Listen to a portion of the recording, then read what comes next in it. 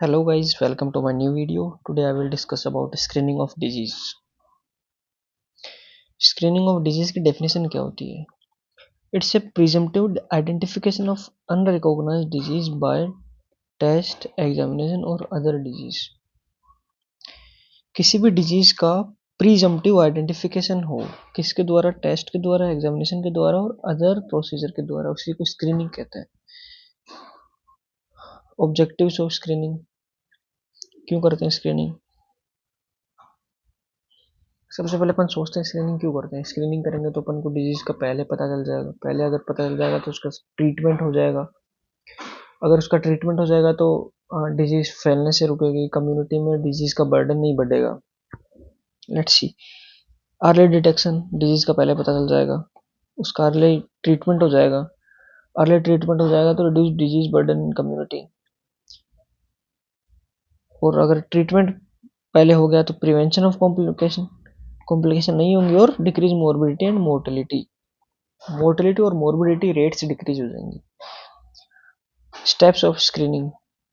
Screening कैसे करते हैं? स्क्रीनिंग चार तरीके से करते हैं.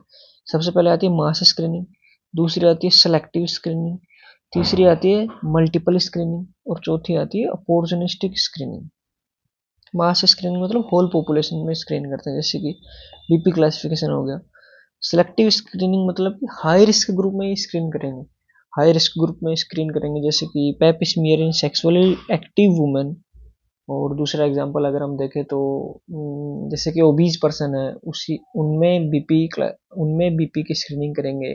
जो ओल्ड एज पेशेंट है, जो ओल्ड एज में ग्रुप है, उनमें बीपी स्क्रीनिंग करेंगे. तो ये हो गया सेलेक्टिव स्क्रीनिंग. तीसरा आता है मल्टीपल स्क्रीनिंग.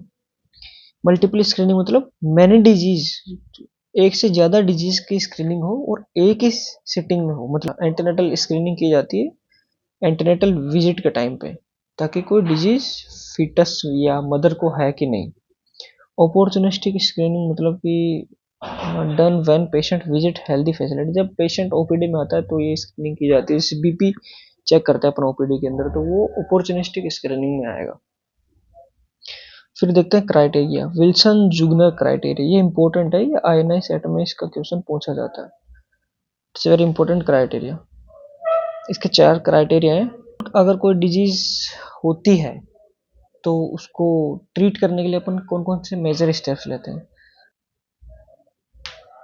सबसे पहले जैसे सिम्टम्स आते हैं, फिर उसका टेस्ट करवाते हैं, फिर उसका ट्रीटमेंट करते हैं, फिर कोई प्रोग्राम चलाते हैं ताकि ये प्रिवेंट रहे और ना फैले. तो डिजीज रिलेटेड मतलब कि इम्पोर्टेंट पब्लिक हेल्थ प्रॉब्लम, ये पब्लिक हेल्थ प्रॉब्लम होनी चाहिए, तब उसकी स्क्रीनिंग कराएंगे डिजीज की. Recognisable in early stage, early stage में अपने को पता चलना चाहिए कि डिजीज हो चुकी है. अगर पता ही नहीं चलेगा और फिर लास्ट स्टेज में अगर स्क्रीन करेंगे तो उसका कोई फायदा नहीं है, क्योंकि ट्रीटमेंट पॉसिबल नहीं हो सकता उस टाइम पे. और डिजीज के नेचुरल हिस्ट्री का पता होना चाहिए. अब टेस्ट रिलेटेड देखते हैं. टेस्ट में क्या क्या होना चाहिए. टेस्ट उसका सूटेबल होना चाहिए, एक्सेप्टेबल टू कम्युनिटी होना चाहिए, सिंपल होना चाहिए, सेफ होना चाहिए, चीफ होना चाहिए. सिंपल, सेफ होना चाहिए, कोई भी मतलब कोई भी कॉम्प्लिकेशन नहीं होने चाहिए, और सस्ता होना चाहिए. वैलिड एंड रिलायबल होना चाहिए. वो टेस्ट उसी डिजीज के बारे में बताना चाहिए अपने को. ट्रीटमेंट में क्या होता है कि इफेक्टिव ट्रीटमेंट अवेलेबल होना चाहिए. देखो स्क्रीनिंग तो कर रही है लेकिन ट्रीटमेंट अवेलेबल नहीं है तो फिर कोई मतलब नहीं है स्क्रीनिंग करने का. उसके बाद हम देखते हैं facilities for diagnosis and treatment. अब डायग्नोसिस और ट्रीटमेंट की फैसिलिटी अवेलेबल होनी चाहिए ऑब्वियसली. प्रोग्राम रिलेटेड में आ जाएगा. कॉस्ट इफेक्टिव होना चाहिए. टेस्ट है वो कॉस्ट इफेक्टिव होना चाहिए और कंटिन्यूस प्रोसेस होना चाहिए, नॉट वन टाइम.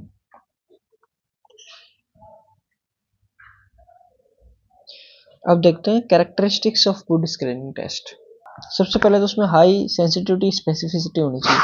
ये सेंसिटिविटी स्पेसिफिसिटी मैंने प्रीवियस लेक्चर में कवर कर चुका हूँ, आप वहां से देख लेना. और नोट्स इस वीडियो के डिस्क्रिप्शन में मिल जाएंगे, ये सब लिखने की कोई ज़रूरत नहीं है. Test should be simple and rapid होना चाहिए. एक्सेप्टेबल टू पॉपुलेशन होना चाहिए. अगर पॉपुलेशन एक्सेप्ट नहीं करेगी तो अपन टेस्ट कैसे करेंगे.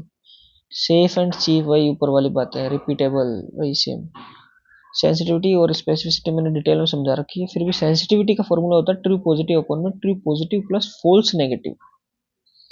और स्पेसिफिसिटी मतलब होता है true negative upon true negative plus false positive, ये फॉर्मूला याद रखना है, बाकी मैं वीडियो अटैच कर दूंगा इसकी। अब देखते हैं एक इंपॉर्टेंट कॉन्सेप्ट होता है आरओसी कर्व। आरओसी कर्व मतलब रिसीवर ऑपरेटिंग कैरेक्टरिस्टिक कर्व।